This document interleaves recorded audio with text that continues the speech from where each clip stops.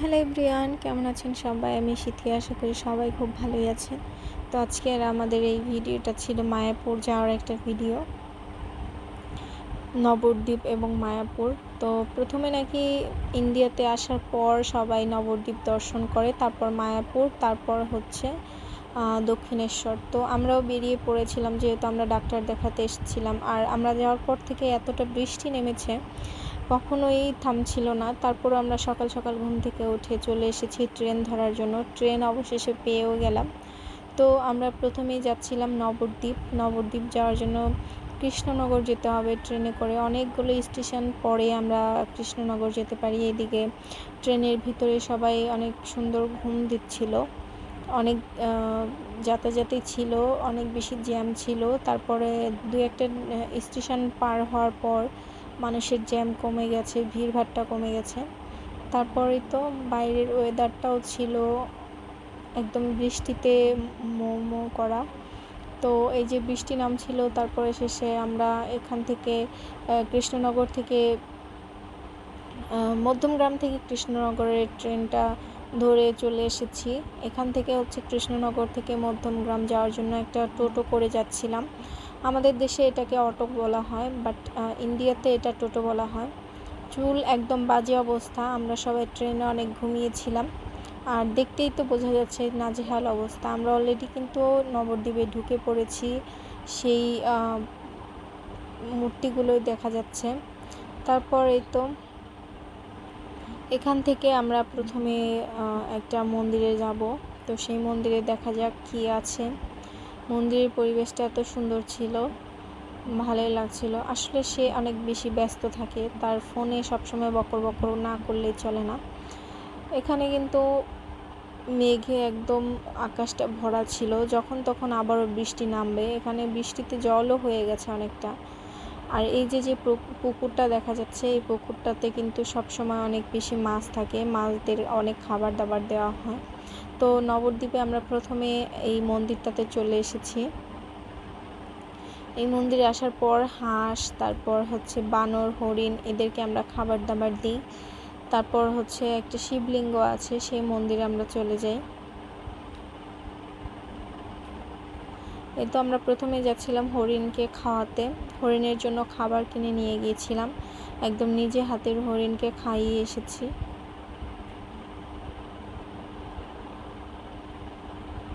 এখানে অনেক অনেক বেশি হরিণ থাকে। এখানে বৃষ্টিতে কাদা হয়ে যাওয়াতে ওরা এই সাইডে দাঁড়িয়েছিল। যখন বৃষ্টিটা কমে যাবে ওরা ওদের ঘরে চলে যাবে।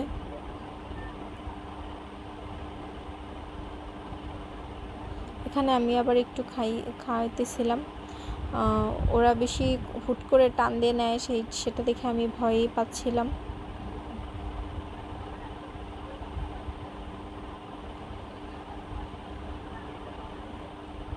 তারপর ওখান থেকে এসে আমরা যাচ্ছিলাম একটা মন্দিরে। আর এখানে হচ্ছে শিবলিঙ্গ আছে এই মন্দিরটাতে।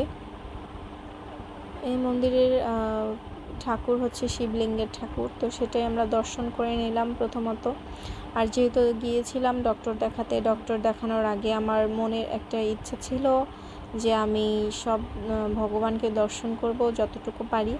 তো ভগবান দর্শনের পর হচ্ছে আমি ডক্টর দেখাবো। তো সেক্ষেত্রে আমি যে বলা সেই কাজ, আমি কিন্তু যতটুকু পেরেছি ভগবান দর্শন করে তারপর ডাক্তার দেখাতে গিয়েছিলাম। তারপরে তো মন্দির থেকে আমরা এখন পরিক্রমা করে নেমে যাচ্ছিলাম।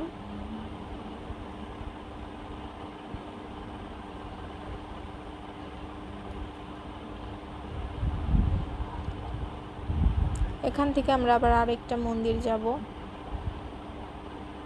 এটা হচ্ছে গদাধর মন্দির।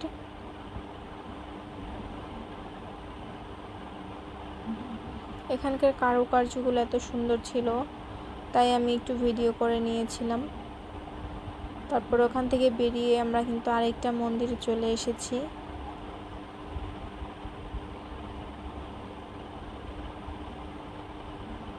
প্রত্যেকটা মন্দিরে কিন্তু টিকিট কেটে ঢুকতে হয়, টিকিট ছাড়া কোনো মন্দিরে যাওয়া প্রবেশ নিষিদ্ধ। তারপর হচ্ছে আমরা টিকিট কেটে প্রত্যেকটা মন্দিরে প্রবেশ করে মন্দিরের ভগবানকে দর্শন করে আসি। এটা হচ্ছে জয় নিতাই জয় গৌড়ের মন্দির। তারপরেই তো মনে হচ্ছিল জীবন্ত কোনো মানুষকে বসিয়ে রেখেছে। এখান থেকে যেই ঠাকুরগুলো আমরা দেখছিলাম মালাযোগ ছিল, প্রত্যেকটা ভগবান মনে হচ্ছিল। তারপর আমি পুরো মন্দিরটা ঘুরে ঘুরে দেখাচ্ছিলাম।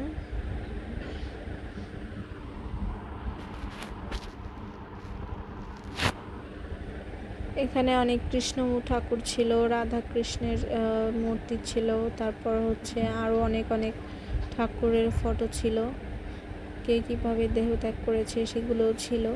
তারপরে এই তো মন্দির থেকে আমরা বেরিয়ে পড়েছি। এবার হচ্ছে শ্রীবাস অঙ্গন নবদ্বীপের আরেকটা মন্দিরে গিয়েছিলাম। এই মন্দিরটা তো মানে অনেক সুন্দর, দেখার মতন অনেক কিছু।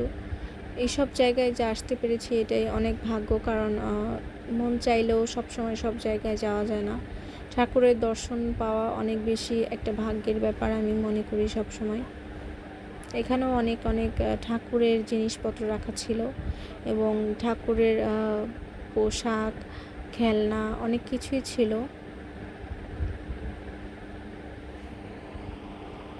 এখানে বিশেষ করে ছিল সোনার গৌরাঙ্গ।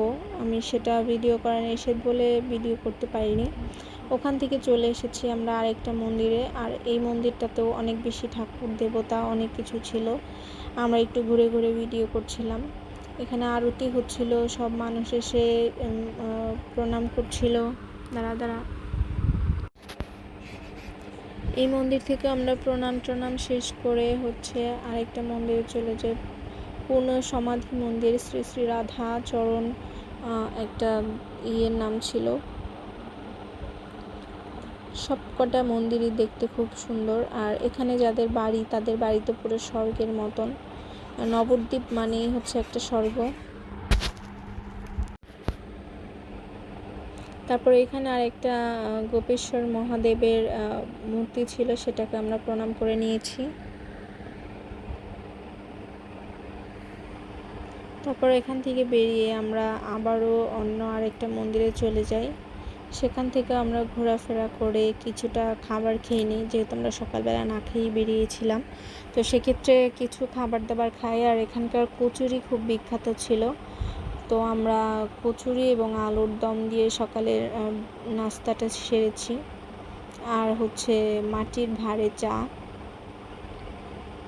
আর আমরা এখান থেকে একটা মন্দির থেকে একটু প্রসাদও পেয়েছিলাম। আর হচ্ছে আরেকটা মন্দিরে হচ্ছে আরতি করা হচ্ছিল দুপুরের পুজো, সেটাও একটু দর্শন করে নিয়েছি।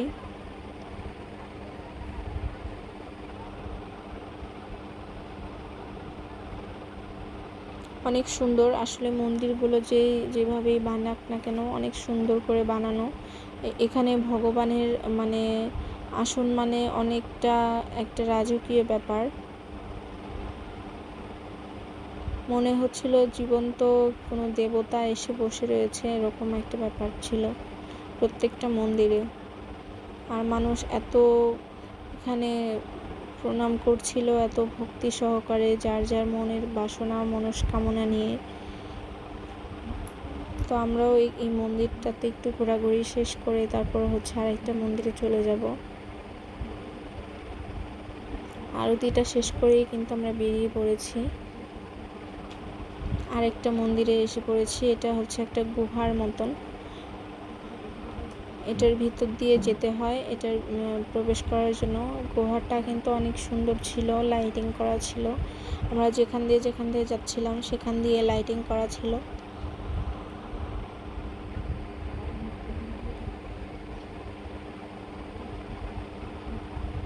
অবশেষে আমরা বাইরে বেরোতে পেরেছি। এখানে ছোট্ট একটা ব্রিজ, আর এই ব্রিজের পরে হচ্ছে মেন দেবতাদের দর্শন।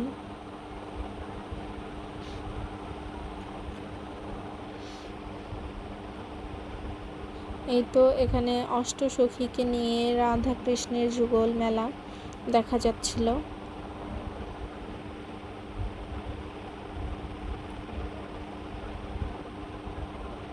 আর আর এখানে ছিল গৌর নিতাইয়ের খোল করতালের একটা আসর।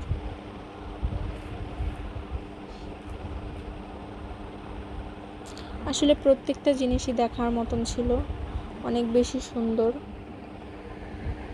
মন ভরে না আর কি দেখে। এতটুকু দেখে মনে হয় যেন ওখানে সারা জীবন থেকে যেতে পারলে ভালো লাগতো, এরকম একটা ব্যাপার।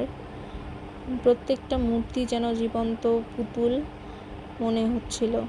এখানে গৌর, এখানে আরেক জায়গায় নিতাই, এখানে তারা দর্শন করেছিল, এখানে এভাবে দাঁড়িয়েছিল, সেটাই তুলে ধরা হয়েছে।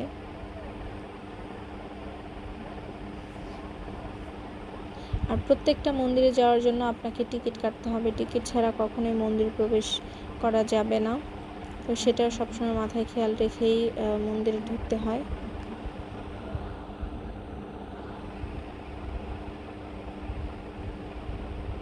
আমরা ঘুরতে ঘুরতে কিন্তু অনেক কিছুই দেখছিলাম। এখানে কেউ চন্দন পরিয়ে দিচ্ছিল, কেউ মালা নিচ্ছিল, কেউ দাঁড়িয়েছিল, এরকম অনেক পুতুল বানিয়ে রাখা ছিল। ব্রহ্মা বিষ্ণু সব দেবতাদের মূর্তি বানিয়ে রাখা ছিল পদ্মর মধ্যে।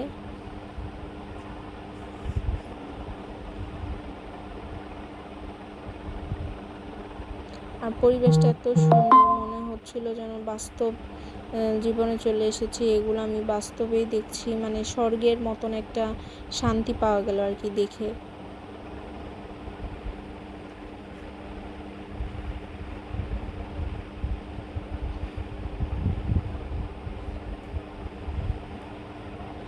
এখানে প্রহ্লাদ নৃসিংহদেবের একটা অংশ দেখা যাচ্ছে।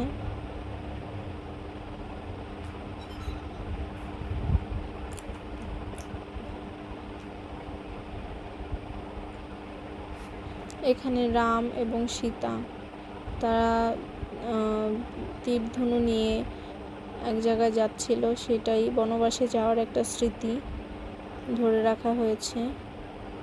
এখানে সীতাকে রাবণ কিভাবে তুলে নিয়ে যায় সেটার একটা স্মৃতি ধরে রাখা হয়েছে। আর এখানে হচ্ছে কৃষ্ণের সাথে, রাধা কৃষ্ণের সাথে অষ্টসখীর মিলন মেলা, সেটা একটু দেখানো হচ্ছে। আর এখানে হচ্ছে কৃষ্ণ গোপাল, সে দোলনায় দুলছে, সেটার একটি ভিডিও।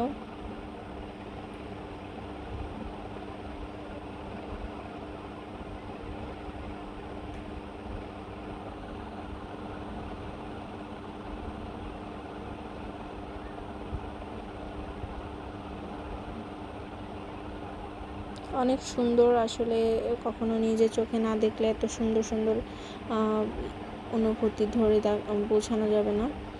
তো যাই হোক, আজকের মতন ভিডিওটা এই পর্যন্তই। ভালো লাগলে লাইক, কমেন্ট, শেয়ার এবং সাবস্ক্রাইব।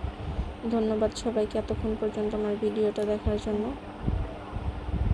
আর লাস্ট হচ্ছে আমরা একটা নিতাইকে দেখব, অনেক বড় একটা নিতাই ওখানে বানিয়ে রাখা ছিল, সেটাই।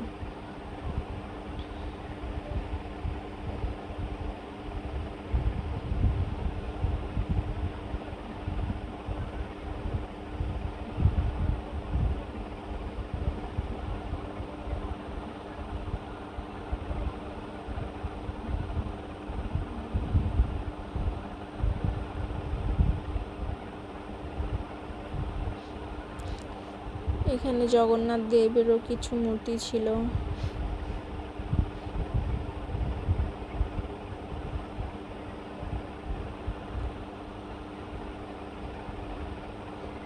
এই তো আজকের মতন এ পর্যন্ত। ভালো লাগলে লাইক, কমেন্ট, শেয়ার করবেন এবং সাবস্ক্রাইব করবেন। ধন্যবাদ সবাইকে, ভালো থাকবেন সবাই।